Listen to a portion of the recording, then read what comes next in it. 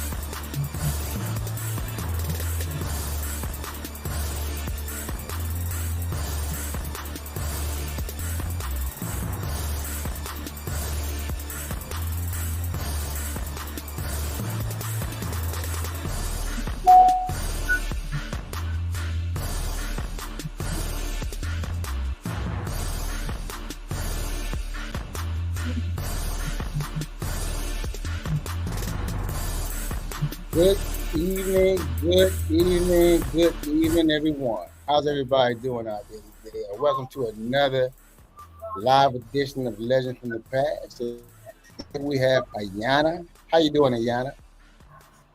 Hey everybody, doing well. How's everybody doing out there? Good. What's up, Roger? How you doing? Everything's lovely, man. You know, if I complain, wouldn't nobody listen anyway. So They listen to you, man. You a South Major. I'm retired. Only people listen to me. Well, yeah, they listen to my grandbabies. They love they pop. If I say let's go, they say let's stay. I know that's right. They don't even ask no question. I was wrestling with my other grandson. My youngest grandson came around the corner. Get off my pop. He ain't even hesitate. Oh yeah. That's why he the only one gonna get something when I die. Oh wow. Ooh. Hey, but you know what? We had a significant happening this week, man. You know, Quincy Jones lost his life, man. What do you think about Quincy Jones? Ayana? He's a legend. Yeah. He's a legend. Yeah, absolutely. Yeah, a legend, talented, multifaceted, put a lot of people on. So, yeah, he'll be missed. Man, I'm telling you. I am telling you. He's married to Peggy Lipton, wasn't he? When he married to Peggy, yeah, he's married to Peggy Lipton from the Lipton Iced Tea conglomerate. Remember, she was a movie star. She played in that series, The MAJ Squad. Clarence Williams III. Oh, okay. That was her. Yeah. Okay. Wow, Roger, you know some facts, boy. You be pulling some facts out, man. You know, Ayana, when you sit at home, you got nothing to do. No, Roger knows. Just read books. Just read. That's all. I read books. I ain't smart. I got decent memory though. I know that's right. Well, you know what? We got a show tonight, man. The first edition to Military Month, honoring our retirees, our military personnel. And look, I'm not biased if it's just Army now. We can keep it Army. It's okay with me. But I had the pleasure of working with her when I was at Walter Reed Army Institute of Research. She's a high-speed officer, and when I met her, I had no clue as to why she was in that unit, because she's more like a line unit officer. Spit and polish. Don't play games. But I'm not going to hesitate any longer and bring her to the show. Whitney Cumber, welcome to the show. Should I say Major Whitney Cumber? Welcome to the show. How you doing? Hey, thank you for having me, Mr. Wallace. I still try to stay high speed, low drag, but age is catching up now. You right, high speed, low drag. You are definitely that. There's no question about it. Well, I tell you. So now, where are you at now? You at Fort Sam Houston? I'm in Fort Sam, Houston. I'm the XO for the Medical Readiness Battalion out here at BAMC, which is like the center of the medical universe of the Army. You know, the only trauma center in the Army. So, you know, I have a whole array of different characters, different cats and characters that I make sure are ready to forward deploy at our nation's call. I know that's right. Well, you know, before we go, because, you know, we got a lot of questions for you, Whitney. Yeah. Let's go back in time, okay? Where were you born and raised? So I was born in Eschenbach, Germany. I was military brat. Yeah, military brat. And I was raised in Washington, D.C., Michigan Park, Northeast. Should I go down the whole gambit? Go down the whole gambit. This is your night. All right, cool. So I graduated from Archbishop Carroll High School. And then I attended Hampton University, the real HU. Wait a minute now. Hold up. Wait a minute. Is that right? Huh? That's right. What did you do at Hampton? You did run track, right? No, I didn't run track. I played basketball for a little bit. But I was pre-medical, so that didn't last long because the labs and everything else took me out by the knees. So I was pre-medical coming out of Hampton University and did a small stint as a firefighter EMT in Hyattsville and Baltimore and DC for a little bit. And sooner or later, I went to the Marine Corps recruiter. I said, I'm ready to become a Marine. What? Yeah, I know. I was tripping. And then I realized I was tripping when I saw them. I was like, man, I am not ready for this Marine Corps life. So eventually ended up in the Army. I enlisted, came in as an E4. And sooner or later went to OCS and commissioned as a second lieutenant, Medical Service Corps officer. Cool. Airborne. Well, you know, I like that, you know, but don't you miss the enlisted side of the house?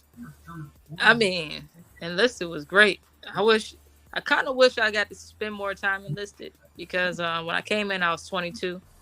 Yeah. And as a second lieutenant, it was weird being the same age as your soldiers and, you know, your soldiers out there partying and, you know, everyone that is your peer group, you can't engage with at all. Like, so, you know, as a young lieutenant out of Washington, D.C. and Afghanistan and everywhere else, I took some polishing. I was, like Mr. Wallace can tell you now, I was rough and tough coming out of D.C. I had that D.C. attitude and just, you know, trying to fit into this military niche was a difficult place for me. So one thing is my company commander, my first one, we used to get into it all the time because he was a hard head and I was too. And you know, I became, I would say, a very polished officer due to my NCO. My first NCO, my platoon sergeant was completely opposite. He was a white guy out of Oregon, listen to heavy metal, hard rock. And I'm a young kid out of DC and I listen to hip hop. So he taught me everything about the ins and outs for taking care of soldiers. And that's ultimately what it came down to. We're in this business to take care of soldiers and to care for soldiers and to advocate for them. And I learned that young, and I'm happy I did. It was rough. I'm a hardhead, like I said, but I definitely learned, you know, how to care for others. So valuable lessons. You know, Roger, Ayana, when I tell you that she had the infantry mentality, man, some words used to fly. I put a cup on the desk, and that was a cup that you had to put coins in if you cussed, right? You know, and Whitney, boy, I made some money off of Whitney. I'm not gonna lie. I mean, needless to say, we're eating Chipotle quite often off of that cup. Yeah. Hey, so what I'm gonna do now, Whitney, I'm gonna transition over to Ayana, and let her take it from here. Okay. Okay. Hey, first of all, thank you for your service. Thank you for your support. And so my first question is, absolutely. So you mentioned that you grew up in DC. What was that like? Honestly, when I first arrived to DC, I was culture shocked. You know, I was coming out of Germany and El Paso, Alabama, and I'm like, man, where are the white people? You know, I was from the chocolate city, DC, and I actually am very proud of where I'm from because I got to be cultured. And the culture of DC is unlike any other. I'm biased, of course, but you know, just to have the opportunity to see different professions that are, you know, African American doing things. I saw lawyers, bus drivers, teachers. I got to learn my African American history about the you know, just the Middle Passage. I learned that very young. I got to, you know, go to the Smithsonian and take in those values. And to this day, I carry those values, and they kind of make me the person who I am today. For instance, I want to give you to attest to that question is my nephew, who is he's being raised in Chantilly, Virginia, very close to, you know, the main city, but far away, especially with culture. Took him to the African American Museum and realized he didn't know who Emmett Till was. When we went to that exhibit, he said, "What's the deal with this? It's like a funeral, and why are we here? Why is it a funeral?" I'm like, "You don't know who Emmett Till is?" He said, "Who?" And at that point, I knew how valuable it was to be raised in such a diverse and immersed like culture, like DC. Like he's not he's 30, 40 minutes away, but he did not experience any of that, you know. And I'm persuading him to go to a HBCU because you get some of those same nuggets to kind of build your foundation. You need that to know who you are, because you start to branch out when you grow, and that is oh so important to have. Absolutely. So I heard you say that you started out as an EMT. You were in DC, Baltimore, and some other places, but you also said it was short. So tell us about that experience and why it was so short. Yes. So coming out of college, it was, I don't know if you guys remember when President Barack Obama first came on. We were in like a deep recession. Like the housing market had crashed, and it was tough to find jobs. And Fannie Mae was knocking at my door. She was like, "Hey, I need my money from college." So I was hopping from job to job. I went from being a banker, you know, a bank teller, which it was valuable, but I couldn't stand. I wasn't happy. I wanted to do something more active, more with my hands. So I then became a firefighter, EMT, because I aspired to be a physician. That was my ultimate aspiration. And I had a couple of medical school interviews, and one of the interviews at USHUS, which is a military medical school, required me to get more on-hands medical practice. So I said, you know what? I need a job. I need to get more on-hand practice. I said, I'm going to become an EMT. And I became an EMT at probably the least diverse station in Maryland, at Station 1, which is Hyattsville. But it was so valuable just to see that other side, you know, to see how those firefighters were and the backgrounds it came from. So it opened my eyes to a lot of things, to keep it light.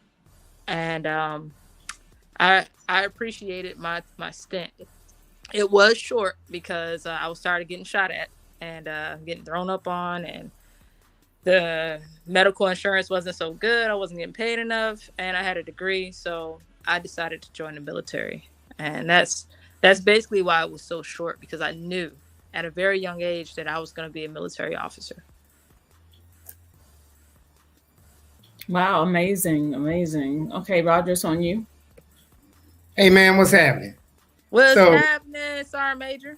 so check this out. Now, you Lieutenant Colonel yet? Not yet. I'm up for it.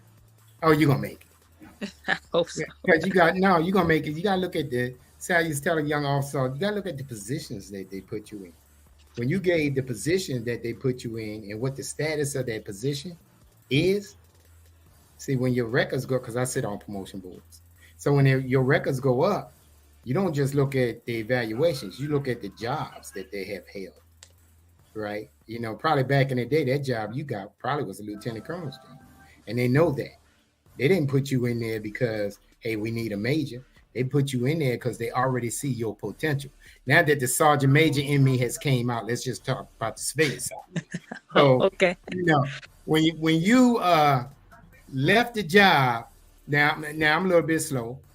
I ain't go to no big college. I got my degrees the hard way, the military paper. But if you left the job when you was an EMT from getting shot at to join the army to go to Iraq to get shot at, I'm kind of confused on that. I was too. I was in Afghanistan. I'll tell you this, Sergeant Major.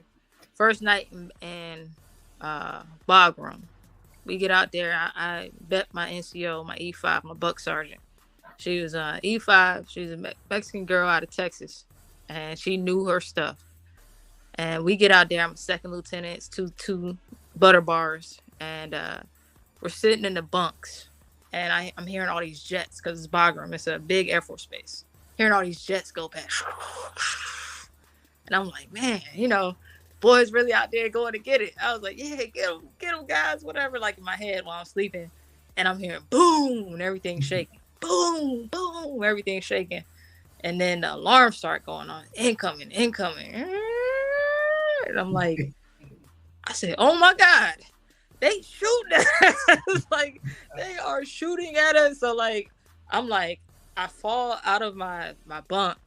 And like I'm trying to look for my weapon, and I'm just like in disarray on the floor, trying to look under my bunk. And my buck sergeant comes around the corner, and she was like, "Man, can you cuss on this show?" Now I'm gonna say no. No, okay, man. Say what you're gonna say. Go ahead. Doing? Yeah, what did she say? Go ahead. She said, "Man, what are you doing?" And I'm like, "Thank you. I don't know what I'm doing." Like, she's like, "You on the floor like a cockroach. Put your gear on to get in the bunker." And I was like, that's what that's for. So needless to say, my second lieutenant was second lieutenant Ing at that point, because I had no clue what a bunker was. I had no clue what these mortars were coming in. And I was like, me and the other second lieutenant were sitting next to each other because we had no clue. And I look at her and she looks at me. I'm like, yo, this is real out here. And they're trying to kill us. Not that Sierra Hotel India Tango. Yes. So, yeah. Oh, my God. I was confused that first night. I'm not going to lie. That was the first night I was in Bagram. So, yeah. That's how it went. Woman is right. You talk like an old soldier talking about a buck sergeant. You know why they call buck sergeants, right? Yeah. But to this day, she had my back the entire day. It was a rough deployment. And our first Moscow, I was lost again. I didn't know what to do. We had a fallen angel, which is a helo crash.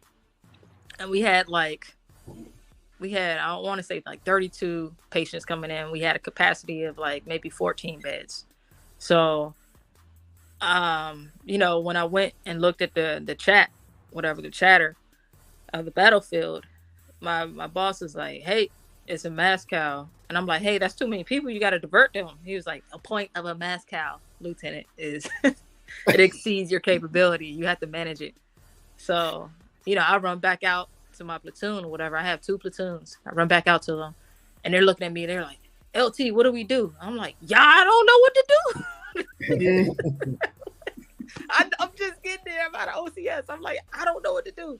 So my buck sergeant was like, "Don't worry about it, Chica. I got it." And I'm like, "Okay, what do we do?" And she was like, "All right, you get the motor pool, you get your manpower pool over here, you put these people over here." So I'm like, I'm following her and doing it. Everything she's telling me, I'm doing it. She's telling me this, I'm commanding these people. She's telling me that. And then boom, she gets a call and her husband's in the crash. So she breaks down. She's crying, she's breaking down because her husband is like in the helicopter crash.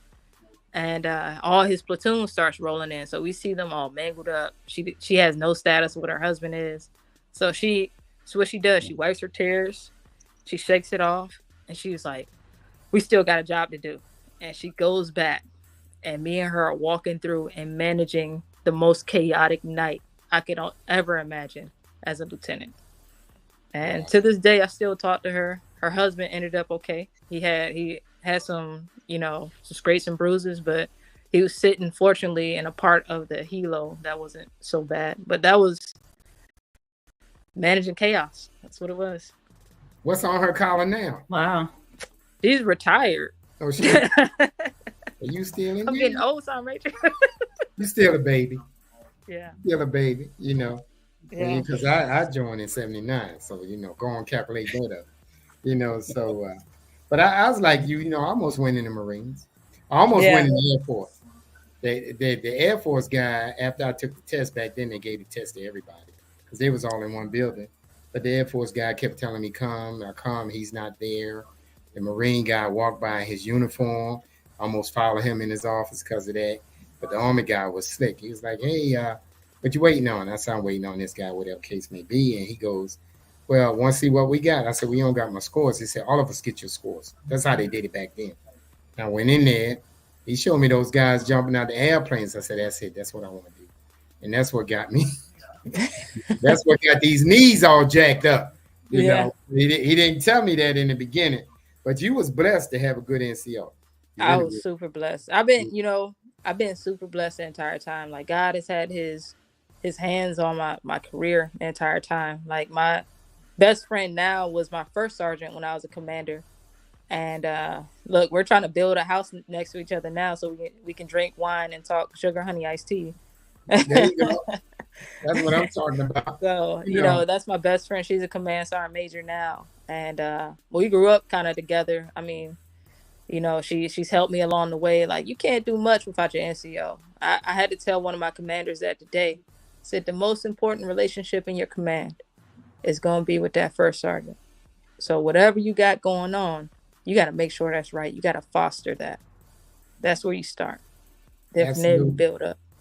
Absolutely. I was blessed because I had my company commander when I was first on. Of course, he was younger than me because he joined the Army when I was in 3rd grade. And then the next time I see him, he's a battalion commander, and I switched assignments to be his sergeant major. And I had told him a while back, I said, I'm going to be your sergeant major. He said, you might make sergeant major. I'm not going to make lieutenant colonel. So it's you also. And we end up, and we had that battalion rocking. And I remember the XO said, y'all act like brothers instead of, colonel and command sergeant major. I say, because we are brothers, but what y'all need to understand, sir, is I'm the older brother. Yeah. All right, I'm going to turn you back over to Army. Whitney, I really am. When you make lieutenant colonel, let me know. Let all us know. Indeed. I want to go. I got my own money.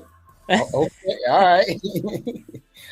Hey, now, what are some of the places that you have actually gone to as a military brat and while you're in the military? What's some of the places you've gone to? And which place did you like the most? Oh, been around the world now, yeah. I've been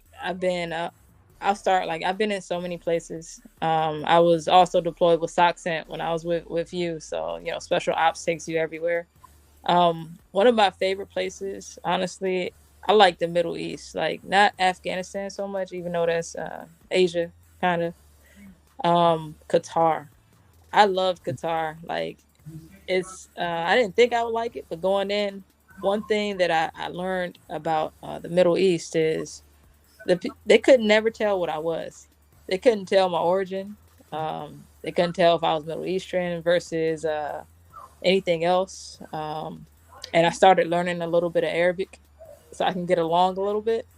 So it was really copacetic out in the Middle East. I loved it. And the food, is very well. So I'm a foodie, right? I shouldn't be a foodie because I need to be, on it. But I'm a foodie, and if a place has good food, I really like it. Like, so I don't know if you ever had Yemeni food, like food from Yemen, but it's very delicious. It's seasoned, and the people are real cool in the Middle East. At least they were to me. Like I met a lot of generals, Qatari generals. I met a lot of Qatari soldiers. Qatar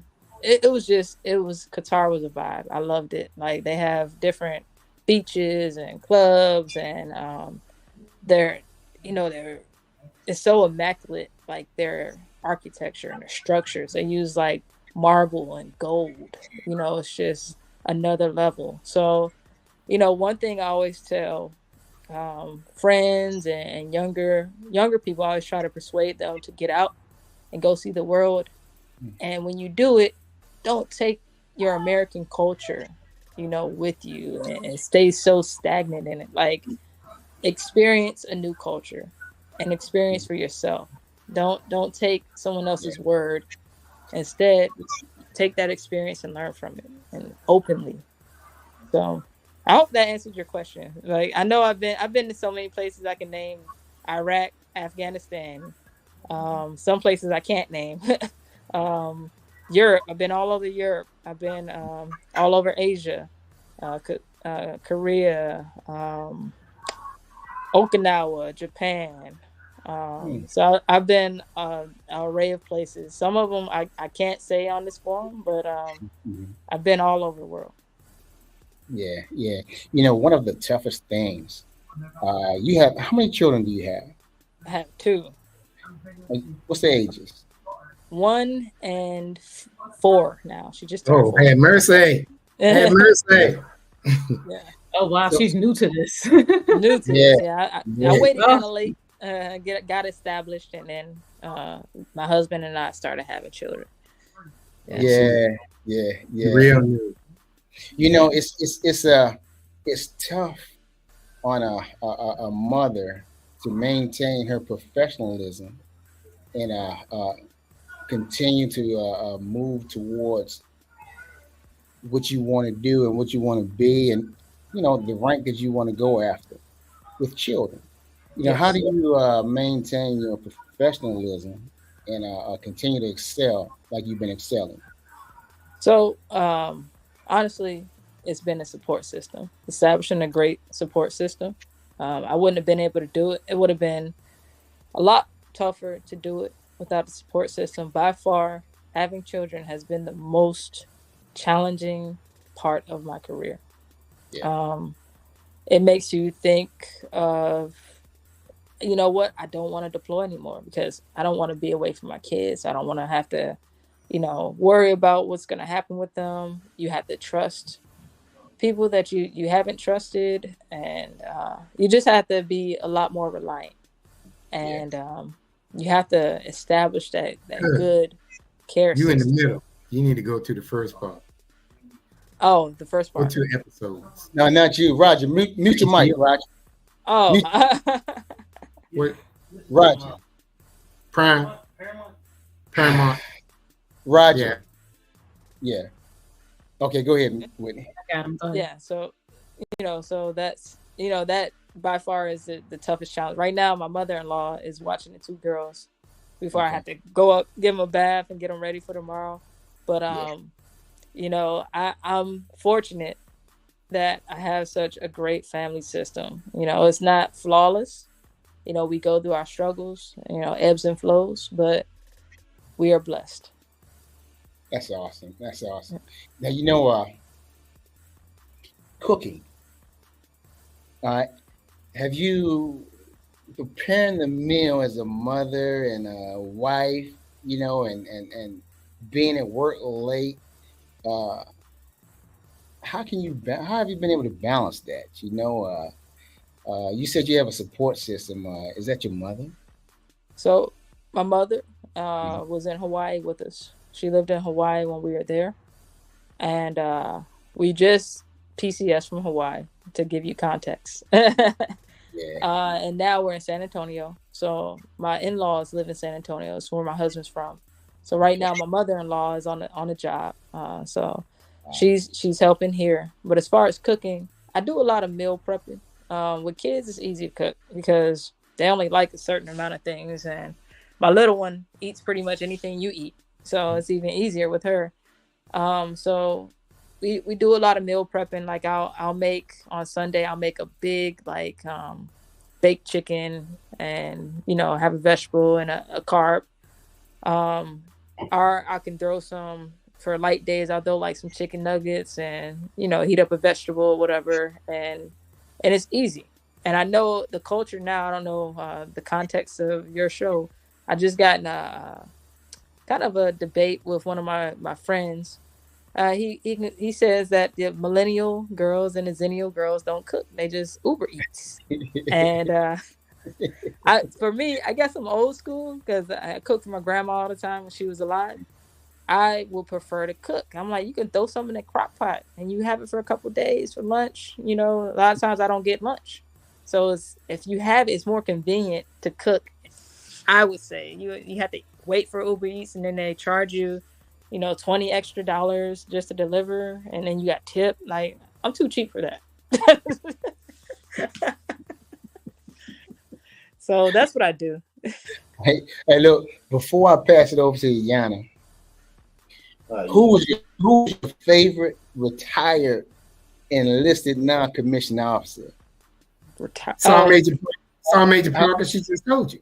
Who is your favorite enlisted? Look, I can't lie. I love me some Mr. Wallace, man. Mr. Wallace is like my uncle.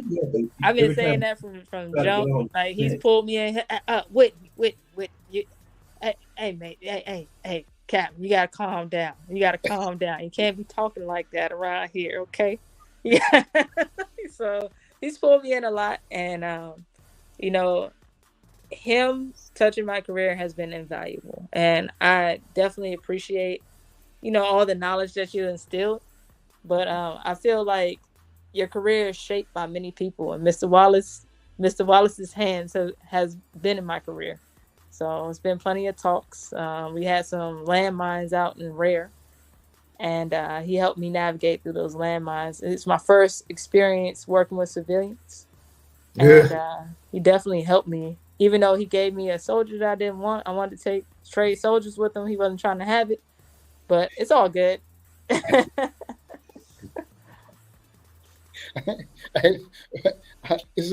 on you, Ayana. It's all yours.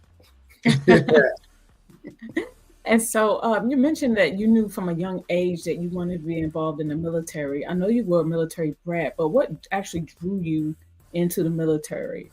Like, how did you know that was something you wanted to do?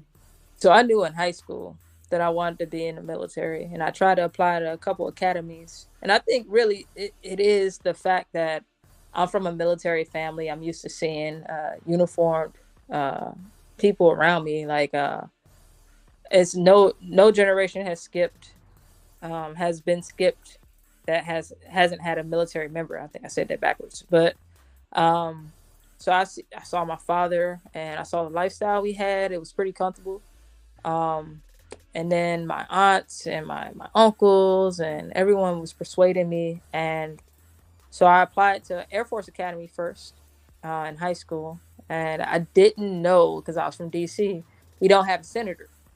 I'm a 17-year-old, and I'm like, dang, like, I don't know how to get this letter from a senator, which is a requirement to get an academy. Didn't know I could have just hit Eleanor Holmes Norton up and had my representative like do it. But at the time I didn't know. So I got into Virginia Tech, ROTC, Air Force ROTC scholarship.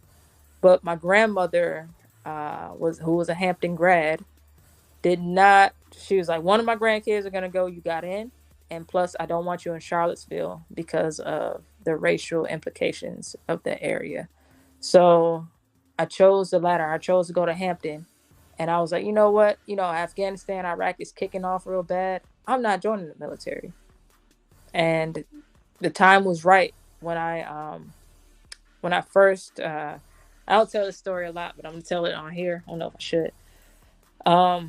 I was in DC working, and one day I was riding home my dad's Avalanche, his Chevy Avalanche. They were they weren't brand new, but they were like kind of like how Hellcats are now, where everybody wanted it. And somebody started chasing me, trying to carjack me in the car. And I was in a high-speed car chase with someone trying to carjack the car. And at one point, I made a turn that was too sharp, and I ended up on a curb and almost ran into a tree. But at the last moment, the car pulled itself and straightened up, and I was facing straight down one of the blocks, and I could hit it and get away from him. But when I looked behind me, the Jeep that was chasing me spun out. That's how hard I turned it. So I was like, that's God. I said, I could never join because my heart was racing. I was like sweating. I was like, I could never join the military. Like if war is like that, I could never join the military. And a couple years later from there, I was in the military. And it honestly, the best decision I could have made because it gave me such a great start in life. It gave me such great foundations. I look back at my friends who are still kind of in the same spot where they were before. And I'm grateful that I made the decision. So. Wow, what a remarkable story. Oh my gosh. I mean, I don't even know what to say to that. I'm just say, Roger, I pass it on to you. Look, I don't say it a lot because people tend to judge if they know exactly where you're from. So, yeah. Yeah, see, I got to bail Ayana out. But what? Your dad was in the Army, right? Yeah. What was his rank when he retired? He was a captain. He medically retired. He's a 88 Air Defense Artillery officer. Yeah, I know about them 88 boys. They signed up. See, but before I go any farther, I want you to know the only reason why you say Armin is the best because you didn't afford the opportunity to work with me, but that's okay. But because in my unit, you can cuss all you want to. I was one of them airborne guys. That's what we do. Hey, Mr. Wallace ain't let me cuss at all. He was like, "Oh my gosh," he was like, "I can't believe you're speaking like that." He was the gas. I was like, "Really?" He was like, "Oh, we don't talk like that here." That's because of where he was. If you knew Armin in high school like I knew him, he cussed. Me and Armin been friends since the 3rd grade. He cussed. Oh, he cussed? He cussed. Because, he was cool in high school. So, he said what the foxtrot he wanted. Oh. As he got older. Some money. I need a refund. Yeah, all of it. So with you, though, I noticed, you got an airborne frame of mind. Was that from your E5? Maybe it was. Maybe it was life. I wanted to go airborne, but I kept deploying. So I didn't have time to go to schools. And then once I finally got back and got settled, I was like, I'm not going to no school. I'm just going to, I was kind of burned out by that point from like being away and, being in austere environments. I went on one deployment. It was a great deployment. Can't talk much about it, but I got attached to the SEALs and went forward. And that was amazing. If you ever watched The Lioness, the show, it reminds me a lot of, everything. But that was awesome. I wish the Army could be like that every day. Well, you when you go to some of them because I did the chemical warfare treaty for the country. So, you go to some G14 places you can't talk about. Yeah. But, you have those experiences. Like I ran into one of the guys that sat on the board when I made CSM. And we was talking and my name came. I said, wait a minute. I sit on your board. He said, what is going on with you? I said, what you talking about, Sergeant Major? He said, a lot of your records was dacked out. Mm-hmm. It's just a black line there. And I said, well, if I tell you, I have to stab you with this plastic fork. So let's not go against, Let's not go there. I understand where you're coming from, though. But, those people, when you go for those serious jobs, CIA, FBI, those types, they can undack your stuff. And that, and that's how you get those jobs. One of my friends, he was with me and he got this great job. He don't really do anything, but that's why you talk going out there and get one of them great jobs. What happened when that silver oak leaf come on your collar? What's up with that? The whole thing is this. Could I get one of those great jobs? Probably, but it's the family factor. It's the factor of being out there and seeing everything and seeing how austere and how at a beckons call you got to go. Like, that's not the lifestyle that I want to lead with my family. So that's the balance between, you know, career and life. And that's the hard part, is like, you're a mother first. So when I was in my 20s, I was 28, 29, thriving, single, you know, it was perfect.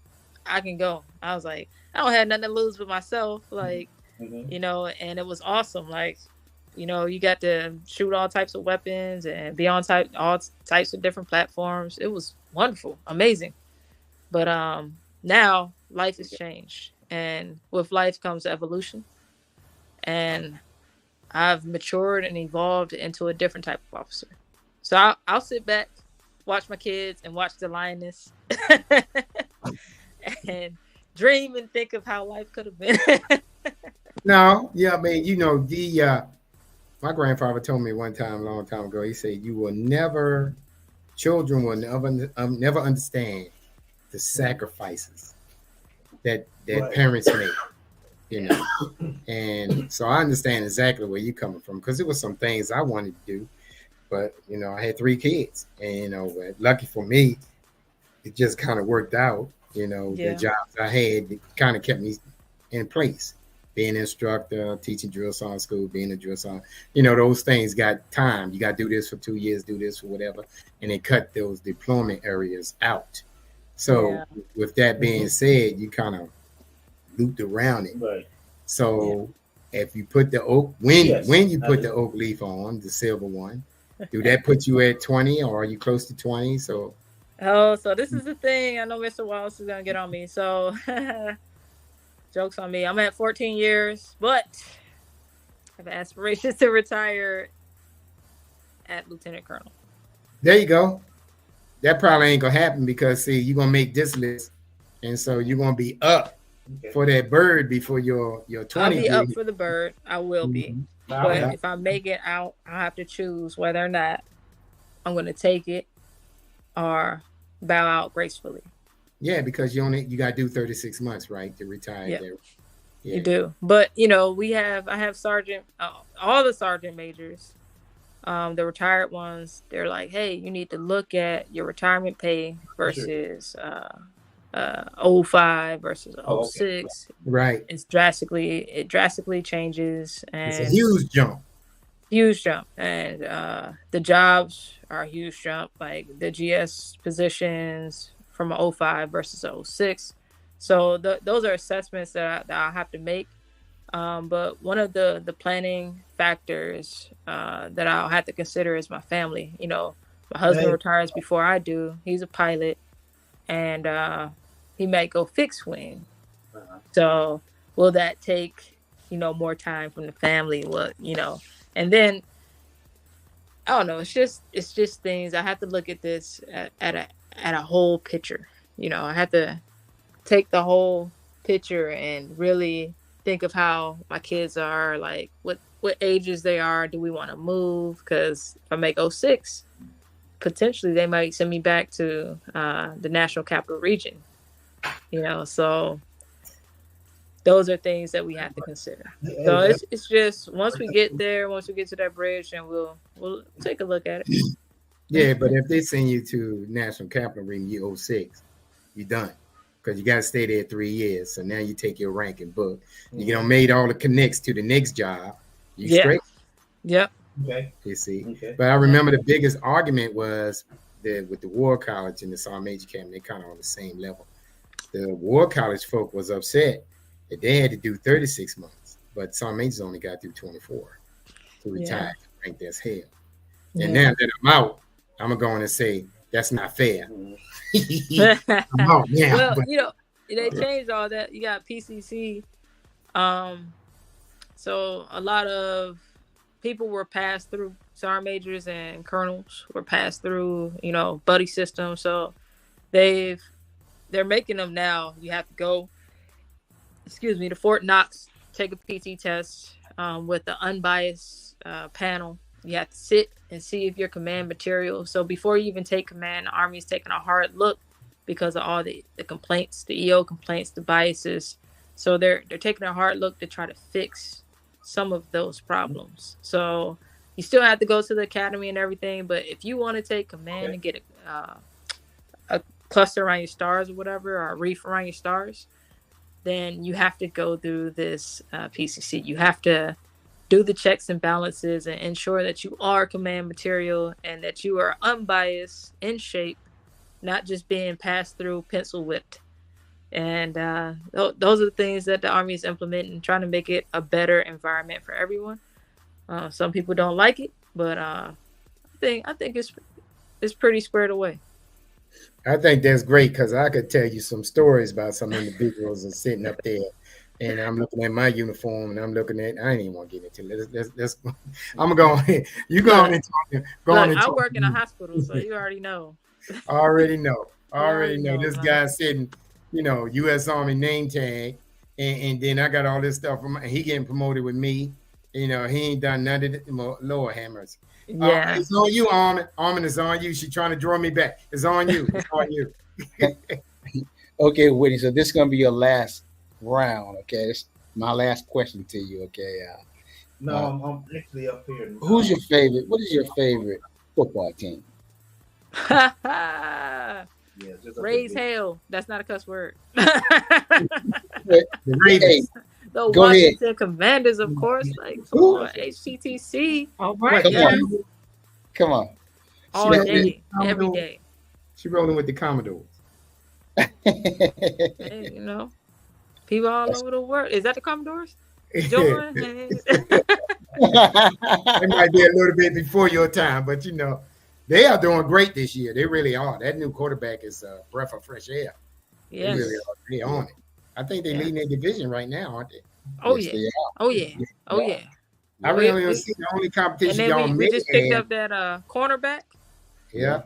Yeah, that's right. They're making moves. Yes, from the same. Joe Burrow was at the same school. He came in after Joe Burrow. Yeah. Oh, yeah.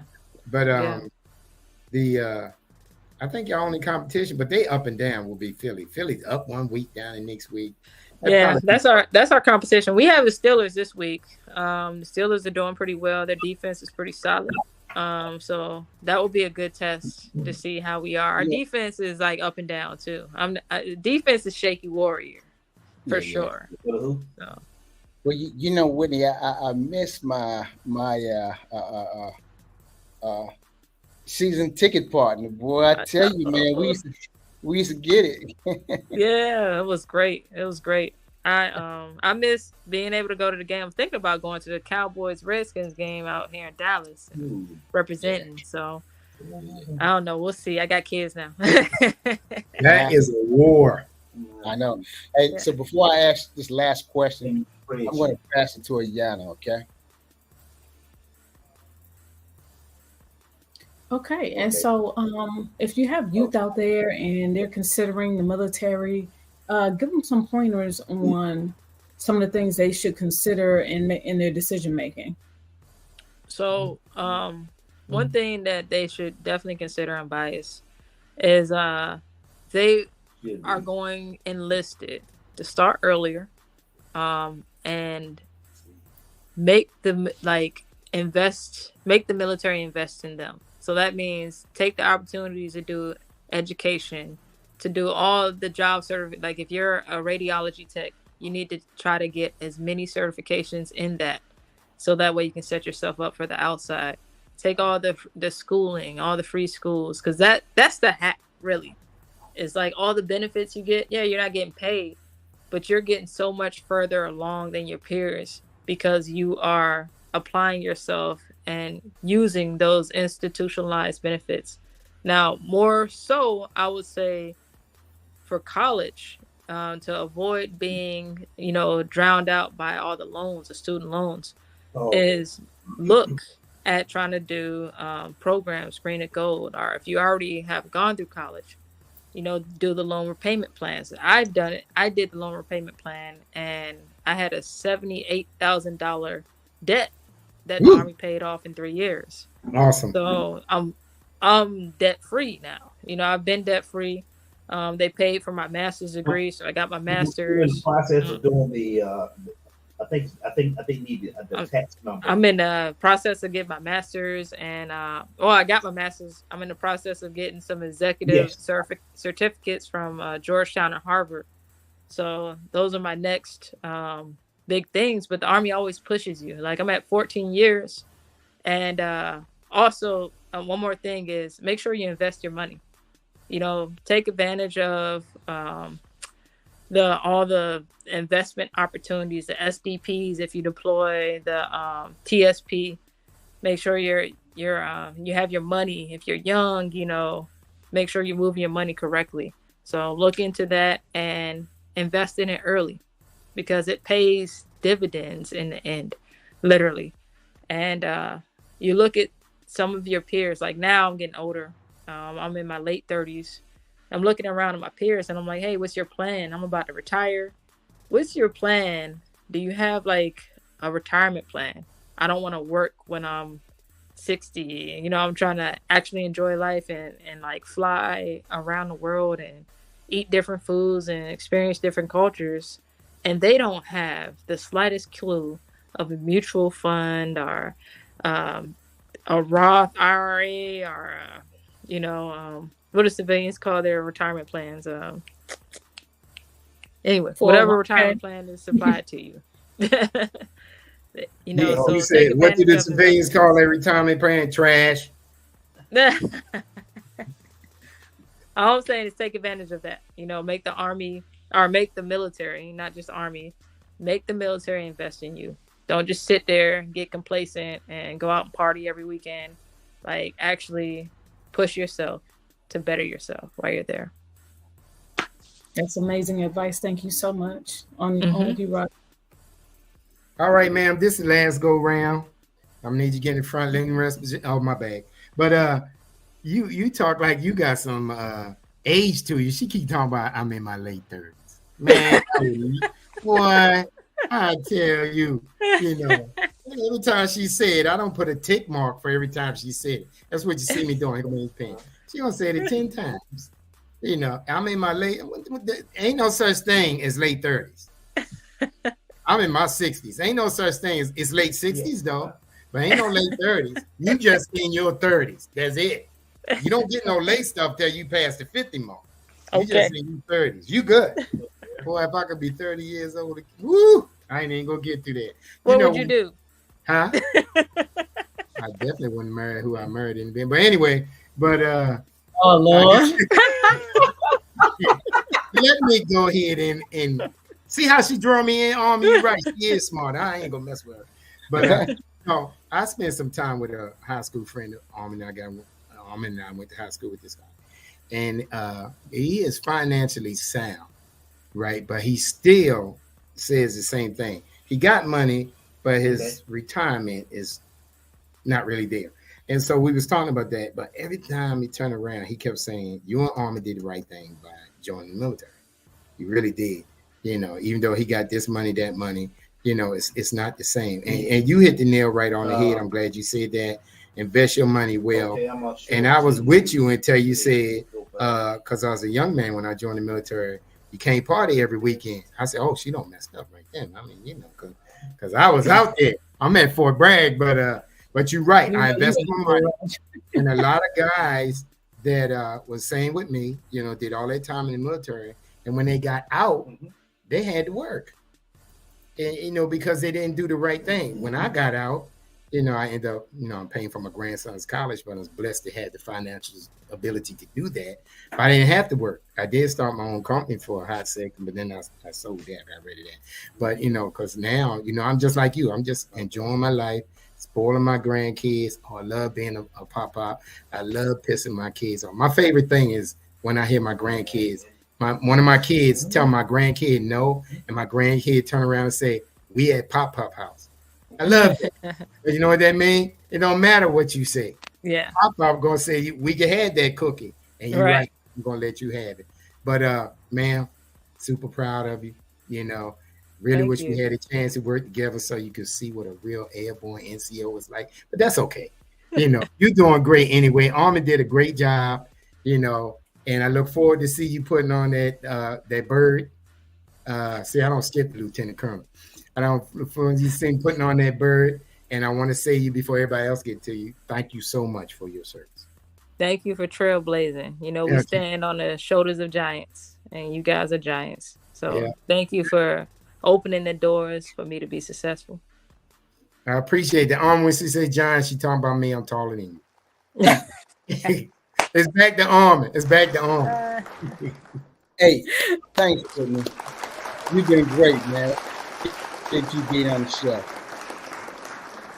You're welcome. Thank you for having me.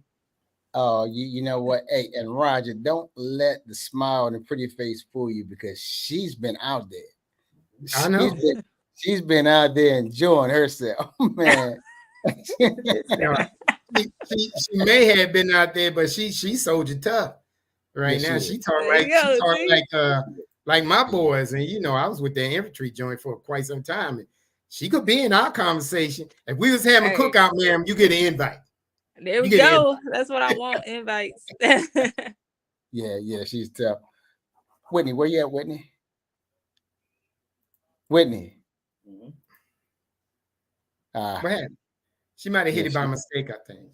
Yeah, she fell off. But in any event, we want to thank everybody who did come out tonight.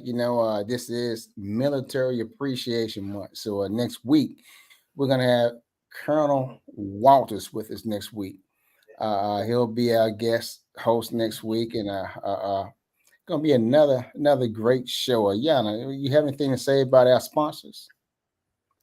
We want to thank our sponsors. We thank Mr. Ivy Stokes and MAJ, the Personal Financial Success Company.